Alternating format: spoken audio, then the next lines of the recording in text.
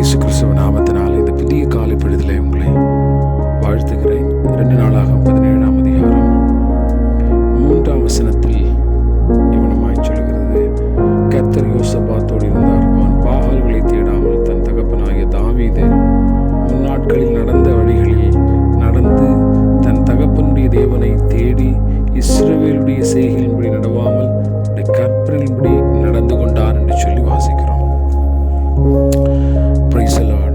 யோசபாத்துடைய காரியங்கள் வருகிற பொழுது இந்த பகுதியை நிச்சயமாக நாம் வாசித்திருந்திருப்போம். இந்த பகுதி பல நேரங்களில் தியானித்த ஒரு பகுதியாக இருந்திருக்கலாம். இந்த புதிய காலைப்பொழுதில், இந்த வாரம் ஆரம்பிக்கிற இந்த நாளின் காலைப்பொழுதில் ஒரு விஷயத்தை நம்ம புரிந்து கொள்ள வேண்டியிருக்கிறது. அநேக வேளைகளிலே கர்த்தரை தேடாதபடிக்கு அநேகருடைய இருதயம் வேறு விதமாக பாகால்கள் இல்லை என்று சொன்னால் உலகத்தினுடைய காரியங்களுக்கு அவருடைய இருதயம் சாய்ந்து போகிறதுனால கர்த்தருடைய வெற்றி அவங்க வாழ்க்கையில் கண்டுகொள்ள முடியவில்லை. அதனால இங்கே மிக முக்கியமாக இந்த காலை பொழுதில் நம்ம புரிந்து கொள்ள வேண்டிய விஷயம் என்று சொன்னால் ஸ்தோத்திரம், கர்த்தருடைய வழிகளில் நடக்கக்கூடிய ஒரு அனுபவத்தை நாம் பெற்றுக்கொள்ள வேண்டும். யோசபாத்து என்ன செய்தான் என்று சொன்னால், அவன் பாகால்களை பிசாச விக்கிரகத்தை தேடாமல் தன் தகப்பனாகிய தாவீது முன்னாட்கள் நடந்த வழிகள் நடந்து, தாவீது எப்படி கர்த்தரை தேடினானோ முன்னாட்கள் அதை போல அவருடைய வழிகளில் நடந்து என்று சொல்லி வாசிக்கிறோம். தேடி இஸ்ரவேல் செய்கின்படி நடவாமல் அவருடைய கற்பனைகள் நடந்து கொண்டான். இங்கே ஒன்று வாசிக்கிறோம். ஸ்தோத்திரம், இஸ்ரவேல் ஜனங்கள் செய்த அந்நிய விக்கிரகங்களை நமஸ்கரிக்கக்கூடிய விஷயங்கள்ல போகாம கர்த்தருடைய கற்பனை என்ன சொல்லுதோ அதை கேட்டு நடந்ததுனால ஆண்டவருடைய கையில் ராஜ்யபாரத்தை திடப்படுத்தினார்னு சொல்லி வாசிக்கிறோம். Praise the Lord. ஒரே ஒரு விஷயம்தான் இந்த நாட்களில் ஏன் இந்த பகுதியை மறுபடியும் இந்த நாளில் என்னுடைய இதயத்துக்குள்ள கர்த்தர் கொண்டு வந்தார்னு சொன்னால், தேவனை தேடக்கூடிய விஷயங்கள் இன்றைக்கு முற்றிலுமாய் மறைந்திருக்கிறது. அதனால் நிறைய விஷயங்கள் ஸ்திரப்படுத்தப்படாமல் இல்லைன்னு சொன்ன திடப்படுத்தப்படாமல் நம்மை விட்டு போகிறத பார்க்குறோம். ஸ்தோத்திரம். அதனால இந்த நாட்கள் கர்த்தரை தேடி அவருடைய வழிகள் நடக்கிற பொழுது, அவருடைய கற்பனைகளை பின்பற்றுகிற பொழுது ஆண்டவர் நம்முடைய கையில் இருக்கிறதை கர்த்தர் ஸ்திரப்படுத்துவார். நம்முடைய கையில் இருக்கிறதை ஆண்டவர் திடப்படுத்துவார். அதற்காக ஒரு தீர்மானத்தை எடுக்க வேண்டும். ஆண்டவரே, ஸ்தோத்திரம், நான் உமக்கு பிரியமில்லாத எந்த விஷயத்தையும் தேடக்கூடாது, உமக்கு பிரியமில்லாத வழியில் நடக்கக்கூடாது. உம்முடைய கற்பனைகளின்படி நடக்கணும், உம்முடைய கற்பனைகளை மீறக்கூடாது என்று சொல்லி தேவ சமூகத்தில் ஒரு ஒப்புரவான இருதயத்தோடு இந்த நாளை ஆரம்பிக்கிற பொழுது கர்த்தர் நம்முடைய கைகளிலே கொடுத்திருக்கிறவைகளை அவருடைய ஆசீர்வாதங்களை நன்மைகளை ஆண்டவர் ஸ்திரப்படுத்த போதுமானவராக இருக்கிறார். என்ன செய்தான் என்று சொன்னால், அடுத்த வசனங்களை வாசிக்கிற பொழுது வேத புத்தகத்தை வைத்துக் கொண்டு யூதாவிலே உபதேசிக்கக்கூடியவர்களை ஏற்படுத்துகிறான்.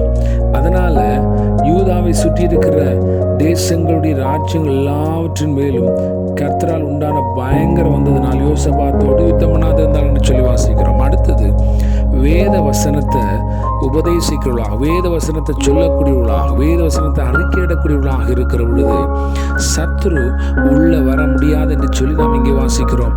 யோசபாத்துக்கு ஒரு ரகசியம் தெரிந்திருந்தது. அவன் ஸ்தோத்திரம் யூதாவை சுற்றிலும், தன்னுடைய எல்லையை சுற்றிலும் ஸ்தோத்திரம் என்ன செய்தான், வேத புத்தகத்தை வைத்துக் கொண்ட ஜனங்களுக்கு போதித்தான் என்று சொல்லி வாசிக்கிறோம். வேத வசனத்திற்குள்ள வருகிற பொழுது நிச்சயமாக சத்துரு உள்ள வர முடியாது.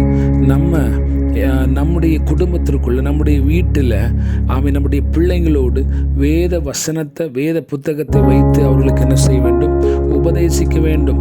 உபதேசிக்கிற பொழுது நிச்சயமாக என்ன வரும், ராஜ்யங்களில் அமைதி உண்டாகும், நம்முடைய குடும்பங்கள் அமைதி உண்டாகும், சத்துருவுக்கு தேவனுடைய பயங்கரம் உண்டாகும்.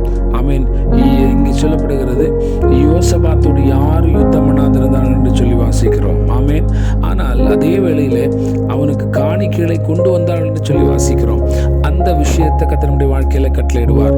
யோசபாத்தை போல பாகால்களை தேடாமல், அந்நிய தேவர்களை தேடாமல், கர்த்தருக்கு பிரியமில்லாத காரியங்களை செய்யாமல், கர்த்தருடைய வழிகள் நடந்து அவருடைய கற்பனைகளை கை கொள்ளுகிற பொழுது ஆண்டவர் நம்மிடத்தில் கொடுத்த ஆமீன் ஆசீர்வாதங்களை, ராஜ்யங்களை கர்த்தர் திடப்படுத்துவார். ஆமீன். அது மாத்திரமல்ல, எல்லைகளிலே, குடும்பங்களிலே கர்த்தருடைய வார்த்தைகள் உபதேசிக்கப்படுகிற பொழுது பிசாசு உள்ள வர முடியாது, சத்துரு உள்ள வர முடியாது. ஆமீன். சோத்திரம். எதிர்த்த ஜனங்கள், சத்துருக்கள் வந்து என்ன செய்வாங்க? பகுதி கட்டுவாங்கன்னு வசனம் சொல்லுகிறது. காணிக்கைகளை கொண்டு வருவாங்கன்னு வசனம் சொல்லுகிறது. அப்ப இந்த காலை பொழுதுல தேவ சமூகத்தினுடைய வாஞ்சை, நம்முடைய விருப்பம், ஆண்டவரே என்னுடைய எல்லைகளை சுற்றிலும் உடைய வார்த்தை விதைக்கப்பட வேண்டும். என் குடும்பத்தின் எல்லைகள், என் பிள்ளைகளுடைய எல்லைகள், ஆமீன், எல்லாவற்றிலும் ஆமீனுடைய வசனம் உபதேசிக்கப்பட வேண்டும். அப்படின்னு சொல்ல ராஜ்யத்திற்குள்ள, வீட்டுக்குள்ள பிசாசு வர முடியாது. ஆமீன். சத்துரு வர முடியாது. சத்துரு வரலன்னா குடும்பம் அமைதியா இருக்கும், வேலை ஸ்தலம் அமைதியா இருக்கும். ஆமீன். யுத்தம் வராது. ஹல்லேலூயா. ஏன் அப்படின்னா வசனம் இருக்கிறது. வசனம் ஆமீன் உபதேசிக்கப்பட்டிருக்கிறது. அதே வேளையில கர்த்தருக்கு பிரியமாக நடந்து ஆமீன் சோத்திரம் அவரை தேடி அவருடைய கற்பனைகளை பின்பற்றுகிற பொழுது தேவன் கொடுத்த ஆசீர்வாதங்களை அவர் திடப்படுத்த போதுமானவராக இருக்கிறார். ஆமீன். ஐஸ்வர்யத்தையும் கனத்தையும் யோசபாத் பெற்றுக்கொண்டது போல இது செய்ததுனால உள்ள ஆமீன் வர ஆரம்பித்ததை நம்ம பார்க்கிறோம். ஆகவே இந்த காலை பொழுதுல கர்த்தாவே என்னை, என் குடும்பத்தை கர்த்தர் நடத்தப்படுவதற்காக ஸ்தோத்திரம். கர்த்தர் யோசபாத்தோடு இருந்தது போல என்னோடு இருக்கணும். அதனால கர்த்தர் அல்லாதவைகளை, கர்த்தருக்கு பிரியமில்லாத நான் தேட போகக்கூடாது. ஆமீன். தேவனுக்கு பிரியமில்லாத வழிகள் நடந்து போகக்கூடாது. அவருடைய கற்பனைகளை மீறக்கூடாது. ஆமீன்.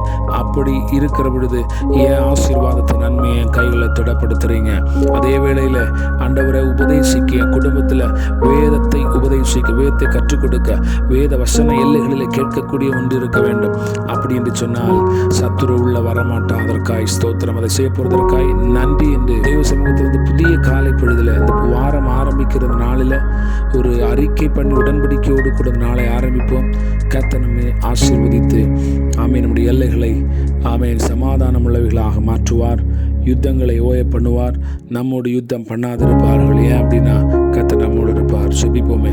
கிருபையில் நல்ல தகப்பனை நமக்கு நன்றி செலுத்துகிறோம். கர்த்தர் யோசபாத்தோடு இருந்த போல எங்களோடு இருக்கிறதற்காக ஸ்தோத்திரம். அநேக வேளைகள் இந்த பகுதியை நம்ம வாசிச்சிருக்கிறோம். ஆண்டவரன் பாகால தேடல, கர்த்தருடைய கற்பனைகளுக்கு கீழ்ப்படிந்தான். தாவீது நடந்த வழிகளை நடந்தான். ஆமீன் ஸ்தோத்திரம். அதனால கர்த்தருடைய ராஜ்ய பாரத்தை திடப்படுத்தினீர். அவன் ஆண்டவரை யூதாவில் உபதேசத்தை, வேத வசனத்தை வைத்து கொண்டு பட்டணங்கள் எல்லாவற்றிலும் தெரிந்து ஜனங்களுக்கு போதித்தாங்கன்னு வாசிக்கிறோம். அதனால யுத்தம் இல்லாமல் இருந்தது. சத்ருனால அவங்க உள்ள வர முடியல. ஆமீன் ஸ்தோத்திரம். சத்ருவுக்கு பயங்கர கர்த்தரால் உண்டானது சொல்லி வாசிக்கிறோம். அவனமாக எங்கள் வாழ்க்கையில குடும்பத்தில் நடப்பதாக கர்த்தாவே குடும்பங்களில் கர்த்தருடைய கரம் வெளிப்பட முடியாது ஜெபிக்கிறோம். இந்த புதிய நாளில் கர்த்தருடைய பலத்தோடு கடந்து செல்ல உதவி செய்வீராக. ஆசீர்வாதம் கேட்கிற ஒவ்வொரு மேலும் கர்த்தருடைய கிருபை வெளிப்பட்டும். இயேசுவின் நாமத்துக்கு நல்ல பிதாவே.